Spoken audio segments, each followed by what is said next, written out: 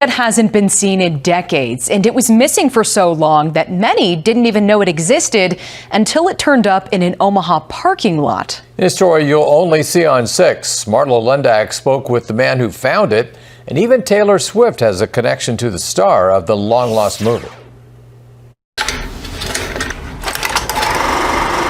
On a projector in this Kansas City home. First, I was relieved that it wasn't going to explode. Gary Huggins cues up a recent discovery. Wow, I think I've discovered this film that nobody's seen in at least 50 years, if not 100. Gary, a filmmaker himself, picked up the film at an auction in Omaha last year. A distributor that had been in Omaha for decades, that had gone out of business a while ago, and this auction house had some of their films. And so I drove up just for that, just to see what was up there. Everything there had to go. In one table there were 8 or 9 stacks, about 3 or 4 feet high, of films. It was an old cartoon on one pile that caught Gary's eye, but to get it, he had to buy the whole stack. This stack was $20. It was the best 20 I've ever invested, for sure.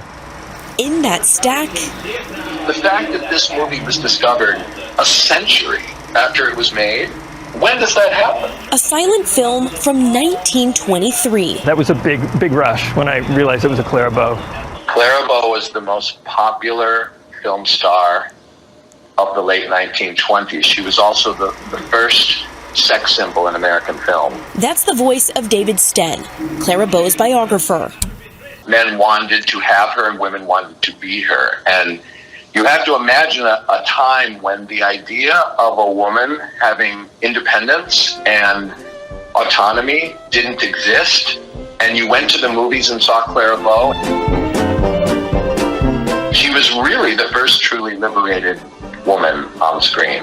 Before the 1950s, movies were made using nitrate, a combustible, unstable chemical, and thousands of movies decomposed because of it. So I thought, we'll never find this film.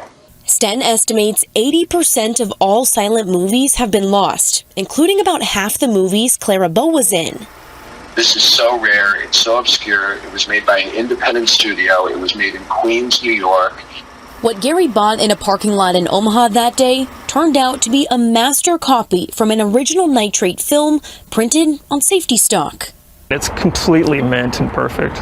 And while the internet seems to know everything, this movie, called The Pill Pounder, was nowhere to be found. Usually when you look up a film online, somebody has something to say about it. And it seemed like nobody had seen it, and that was the first clue that maybe it was missing. He had no idea he found the only known copy. Kind of amazing. Gary later sold the print to Clara Bow's biographer. When someone said to me, called me and said, would you be interested in a print of The Pill Pounder? I assumed that they were making fun of me, because I thought, would I be interested? It would be a miracle, and it is a miracle. This April, it will re-premiere at the San Francisco Silent Film Festival, the first time it's been shown on the big screen in 101 years. Yeah, I'd love to see it, to see what it looks like, just to imagine that a film made 101 years ago can look that good and be preserved that well. That's really like a time machine, like you're going back in time. Bruce Crawford of Omaha is a film historian. For 30 years, he's invited Omahans to watch classic movies and hear from those involved in their making.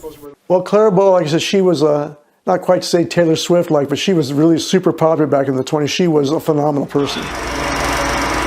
The film's resurgence is serendipitous. Just months after it was found, Taylor Swift announced her upcoming album. The 16th song on the track list is called Clara Bow.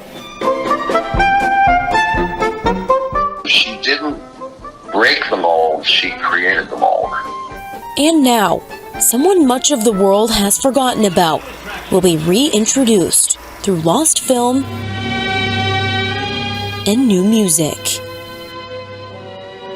And for Gary, who unknowingly bought the film for just $20, after he sold it, he was able to buy himself a ticket to Tokyo. That's where his own film called Kick Me is premiering this month.